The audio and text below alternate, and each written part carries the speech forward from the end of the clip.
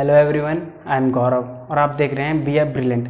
आज की वीडियो हम डिस्कस करेंगे आर्टिकल 13 के बारे में। आर्टिकल 13 क्या होता है, इसके सारे क्लॉजेस के बारे में बात करेंगे। तो चलिए शुरू करते हैं। आर्टिकल 13 में के हिसाब से जो स्टेट हैं वो राइट्स और फ्रीडम किसी भी सिटीजन के नहीं छीनती है। ठीक है, कुछ फंडामेंटल राइट्स दिए गए हैं एवरी सिटीजन्स को। उन फंडामेंटल राइट्स को स्टेट जो है वो रिस्ट्रेन नहीं कर सकती है, रोक नहीं सकती है। ठीक है, छीन नहीं सकती हैं। अब इस आर्टिकल 13 में 4 क्लॉजेज हैं। मैं लिख देता हूँ यहाँ 1, 2, 3, 4। इनके बारे में डिस्कस करते हैं।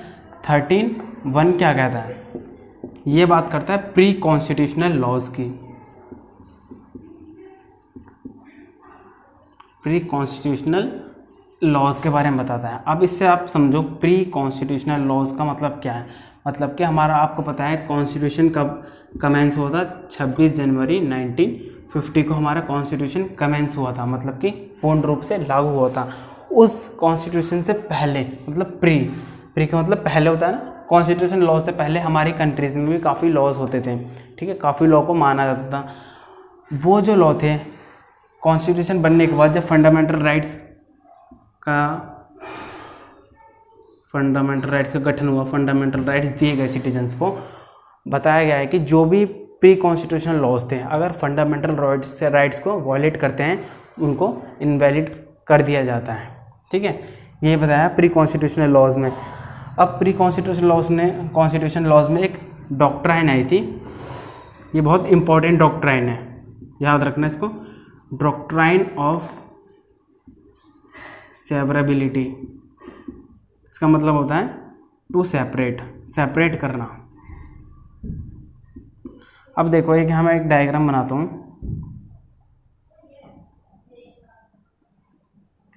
ये कोई छन्नी होती है ना, छन्नी, वो है। अब इसमें यहाँ से डाले जा रहे हैं। ठीक है, जो इस छन्नी के हिसाब से एक फ़िल्टर का वर्क है। फ़िल्टर में से जो लॉस आ गए हैं उनको बोला गया फंडामेंटल राइट्स। ठीक है, या फिर वो सूटेबल है फंडामेंटल राइट्स के लिए। सब लीगल राइट के बारे में बात करें हमने। जो राइट्स अगर फंडामेंटल राइट को वॉयलेट नहीं करते उनको मान लिया गया है कि हाँ ये लीगल राइट है, और जो नहीं माने गए उनको कर दिया है इनवैलिड। मतलब कि ये राइट्स जो भी निकल रहे हैं उनको वैलिड माना गया है इन लॉज को। ठीक है, इनको इनवैलिड मान लिया गया है। अब काफ़ी जो सेवरेबिलिटी का ये काम करता है कि सपोज करो जो हमारे कॉन्स्टिट्यूशन बन गया। ठीक है, हमने फंडामेंटल राइट्स अपने 6 फंडामेंटल राइट्स बता दिए। तब तो 7 होते थे। राइट टू प्रॉपर्टी को हटा दिया, जैसे मैंने बताया, राइट टू प्रॉपर्टी हटा दिया, 6 वो बचे। अब हम इसको मद्देनज़र रखते हुए हम फिल्टर आउट करेंगे। ठीक है, जो भी प्री कॉन्स्टिट्यूशन लॉज थे, जो भी पहले लॉ होते थे कॉन्स्टिट्यूशन से पहले, हम उसको छान के देखेंगे कि हाँ ये हमारे फंडामेंटल राइट को सूटेबल है या नहीं है।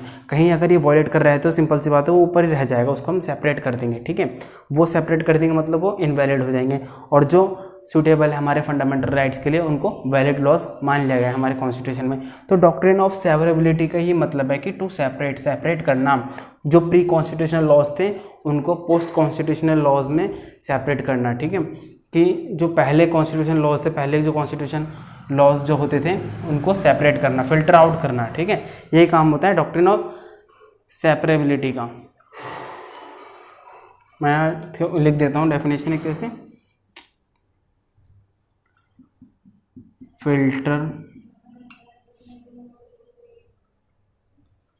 filter the pre-constitutional laws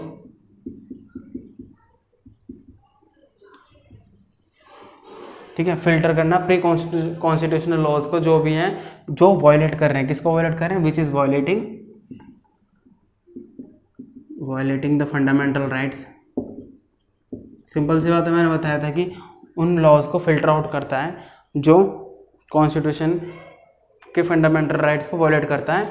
ठीक है, violating the fundamental rights are void होते हैं, वो वॉइड होते हैं। ठीक है, जो भी वॉयलेट करेगा वो लॉज वॉइड ही तो माने जाएंगे, और जो वॉयलेट नहीं कर रहा है फंडामेंटल राइट से मिल रहा है, फंडामेंटल राइट को वॉयलेट नहीं कर रहा है, वो वैलिड माने जाएंगे। एंड लेफ्ट आर वैलिड, जो वॉयलेट नहीं कर रहा है। ठीक है, ये हमने बात करा।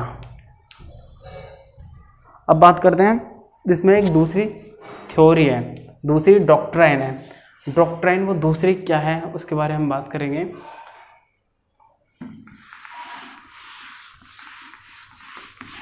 मतलब डॉक्ट्राइन 13 फर्स्ट में है डॉक्ट्राइन ऑफ एक्लिप्स।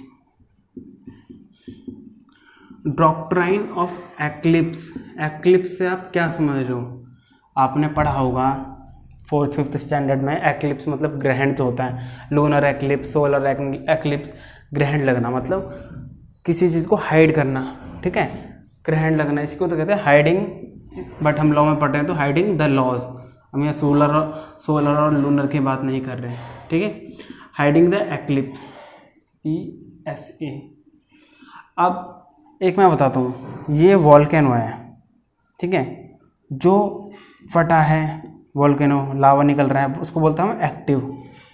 ठीक है, जिसमें से लावा जो है वो धीरे धीरे रिस रहा है। ठीक है, बहुत सालों से। एक अंडमान निकोबार आइलैंड में पोर्ट ब्लेयर में एक वॉल्केनो है, वो काफ़ी अप्रॉक्स 30 सालों से माना गया है। तो उसको माना गया है स्लीपिंग, कि ज़्यादा लॉस नहीं कर रहा है, कुछ नहीं, मतलब गर्म है। ठीक है, गर्म है, उसको स्लीपिंग। और जो मतलब ठंडा पड़ गया उसको डेड मान लिया गया है, कि ये डेड है वॉल्केनो। ठीक है, तो ये एक्लिप्स में जो लॉज होता है, हाइडिंग द एक्लिप्स लॉज, उनको स्लीपिंग मान लिया गया है। जब हम सेपरेट करेंगे, ठीक है, सेपरेट करेंगे, इनको तो वैलिड मान लिया, इनको इनवैलिड ना मानकर इनको हमने बोला है कि पहले हमने बताया था सेवरेबिलिटी में इनको इनवैलिड, मतलब इनवैलिड ऐसे इनवैलिड नहीं, आप ऐसे समझो कि आपको पता है कि हम जब भी पार्लियामेंट के पास पावर है 368 में कॉन्स्टिट्यूशन अमेंड कर सकते हैं, वो तो कोई भी लॉज को ला सकते हैं दोबारा। ठीक है, अमेंड करके चेंजेस कर सकते हैं कॉन्स्टिट्यूशन में, जैसे उसे सोसाइटी के बेनिफिट के लगे, वेलफेयर ऑफ द पीपल के लिए लगेगा, वैसे वो कर सकते हैं। ये वैलिड हो गए। अब इनवैलिड, रुक जा, ये वैलिड हो गए। अब ये वॉइड माने जाएंगे, जो भी सेपरेट हुए हैं ना, इनको स्लीपिंग मान लिया गया है कि स्लीपिंग है, इनके ऊपर एक एक्लिप्स लग गया है। ठीक है, डॉक्ट्राइन ऑफ एक्लिप्स के तहत इन पे एक्लिप्स लग गया है कि ये स्लीपिंग मान लिए गए हैं, कि अगर पार्लियामेंट को हमें हमारे बेटरमेंट के लिए या फिर ऐड करा जाएगा, ऐड देखना सिचुएशन के हिसाब से ऐड करा जाता है, यूँ नहीं कि फ्यूचर में जो फंडामेंटल राइट है वो वॉयलेट करने के लिए पार्लियामेंट उनको ला सकता है, जो स्लीपिंग लॉज है, नहीं, ऐसा नहीं है। उसमें क्या है, उस चीज़ को ये मान लिया गया है कि स्लीपिंग है, इनको फ्यूचर में ला सकते हैं अगर सोसाइटी को उसकी नीड होएगी। तो बस यही है डॉक्ट्राइन ऑफ एक्लिप्स। मैंने बताया डॉक्ट्राइन 13 क्लॉज मैंने बताया दो doctrine, doctrine of severability and doctrine of eclipse. Severability में तो होता है कि फिल्टर आउट करना है जो प्री कॉन्स्टिट्यूशनल लॉज थे। ठीक है, प्री कॉन्स्टिट्यूशनल लॉज जो थे और जो उसमें से फंडामेंटल राइट को सूटेबल लगे वो हो गए हमारे वैलिड, और जो नहीं सूट हुए, जो फिल्टर आउट नहीं हुए, उनको बोल दिया कि स्लीपिंग है। ठीक है, डॉक्ट्राइन ऑफ एक्लिप्स लगा दिया कि जब भी फ्यूचर में इसकी नीड पड़ेगी तो इसको वापस ला दिया जाएगा। तो ये थी doctrine of separability and doctrine of eclipse. अब बात करते हैं हम 13 क्लॉज 2 की। 13 क्लॉज 2 में क्या कहा गया है? 13 क्लॉज 2 में कहा गया है कि पोस्ट कॉन्स्टिट्यूशनल लॉज, हमने पढ़ा था फर्स्ट में प्री कॉन्स्टिट्यूशनल लॉज, अब पढ़ रहे हैं पोस्ट कॉन्स्टिट्यूशनल लॉज। अब पोस्ट कॉन्स्टिट्यूशनल लॉज क्या है? पोस्ट कॉन्स्टिट्यूशनल लॉज है कि द स्टेट मैंने बता दिया था क्या डिफाइन करिए स्टेट को। जो भी स्टेट है वो प्रोहिबिटेड है इस आर्टिकल के अंदर, the state is prohibited under article 13 clause second में स्टेट प्रोहिबिटेड है, मतलब कि स्टेट के ऊपर पाबंदियां लगी हैं इस आर्टिकल के तहत, जो वो कोई भी लॉ नहीं बना सकती जो वायलेट करे fundamental right to make any laws which are violating the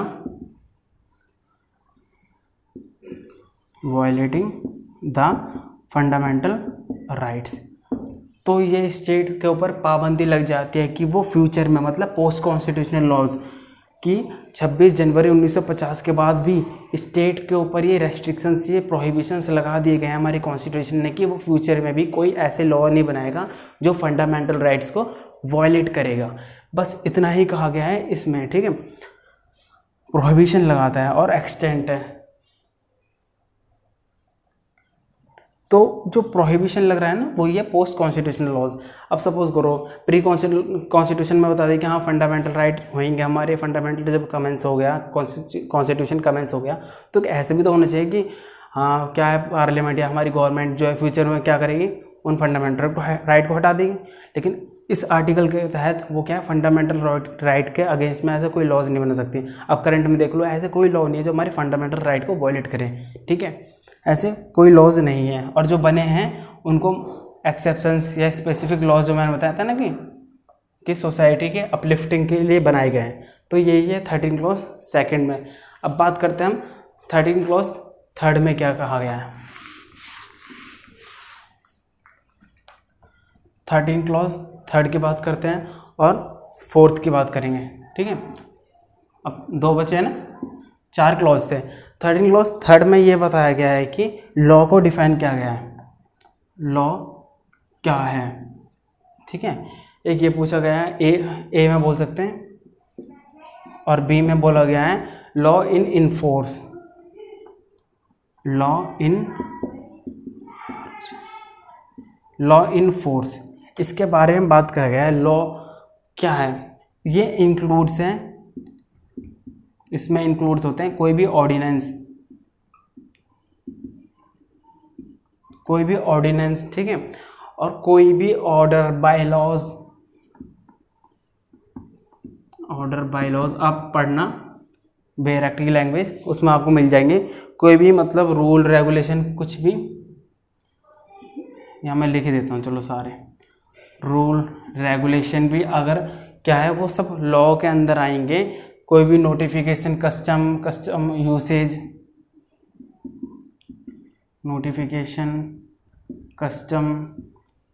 usage, ये सारे क्या हैं, ये लॉ में ही माने जाएंगे अगर स्टेट ऐसा कोई पास करती है, ठीक है।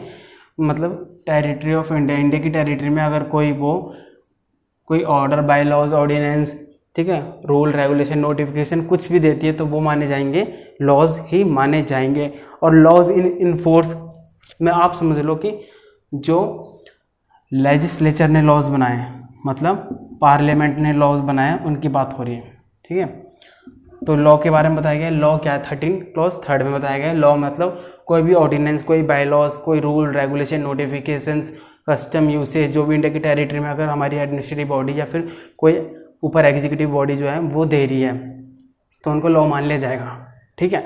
बट जो लॉ इन्फोर्स है उसमें बोला गया है कि जो लेजिस्लेचर है उसके पास, पार्लियामेंट के पास पावर है लॉ बनाने की हमारे कॉन्स्टिट्यूशन में, ठीक है, तो उसको भी लॉ मान लिया जाएगा। Includes the law pass by the legislature और अदर कंपिटेंट अथॉरिटी, ठीक है। जब से हमारा कॉन्स्टिट्यूशन बनेगा उसके बाद से पार्लियामेंट के पास पावर है कि वो लॉ बना सकती है। ये था हमारे 13 क्लॉज 13 क्लॉज के थर्ड में हमने लॉ के बारे में जाना, लॉ क्या है, ठीक है। अब बात करते हैं लास्ट, बचा क्या हमारा लास्ट वाला। अब लास्ट को देखते हैं, लास्ट में क्या है। अब लास्ट को हम जानेंगे ऐसे कि जो भी आर्टिकल 368 में पार्लियामेंट के पास पावर है, आप इतना समझना, 368 में पार्लियामेंट के पास पावर है, वो कॉन्स्टिट्यूशन अमेंडमेंट कर सकती है, ठीक है। वो अमेंडमेंट आर्टिकल 3 में नहीं काउंट होंगे, मतलब कि वो सारे कॉन्स्टिट्यूशन अमेंडमेंट को हम चैलेंज नहीं कर सकते किसके अंदर, आर्टिकल 13 के अंदर। बस इतना है, आर्टिकल 13 का 4। देखो 13 में हमने जाना, 13 क्लॉज 1 में जाना doctrine of rule of law के बारे में, ठीक है, equality before law, equal protection of law, ठीक है। 13(2) में जाना कि हमने प्रोहिबिट कर दिया है स्टेट को कि वो ऐसे लॉ नहीं बना सकती जो फंडामेंटल राइट को वायलेट करेगी। 13 क्लॉज 3 में बताया हमने कि लॉ की डेफिनेशन, कि लॉ में क्या इंक्लूड होगा, ये मैं बता रहा हूँ ना, ये बस इसी आर्टिकल के तहत ही बता रहा हूँ, ठीक है, इसी फंडामेंटल राइट्स के बारे में, मतलब कि 12 से 35 के बारे में ही डेफिनेशन है स्टेट की भी और लॉ की भी। लॉ में कोई भी ऑर्डिनेंस, कोई भी नोटिफिकेशन, कोई कस्टम यूसेज और कोई भी ऑर्डिनेंस, कोई बाय लॉज, ये सब पास करती है हमारी गवर्नमेंट, तो वह लॉ में इंक्लूड होगा। और जो लेजिस्लेचर ने लॉ बनाया या कॉम्पिटेंट अथॉरिटीज़ ने लॉ बनाया वो भी पास होंगे। और फोर्थ में क्या बताया, फोर्थ में बताया कि आर्टिकल 368 के अंदर कॉन्स्टिट्यूशन अमेंड करने की पावर किसके पास है, पार्लियामेंट के पास है। बट हम अगर पार्लियामेंट जो है आर्टिकल 368 को क्या करती है, यूज़ करके लॉ कॉन्स्टिट्यूशन अमेंडमेंट करती है, तो हम उसको चैलेंज नहीं कर सकते। किसके अंदर, हम 13 में, आर्टिकल 13 में चैलेंज नहीं कर सकते हैं। That's it for now. If you like the video please subscribe my channel. Thank you for watching. जय हिंद।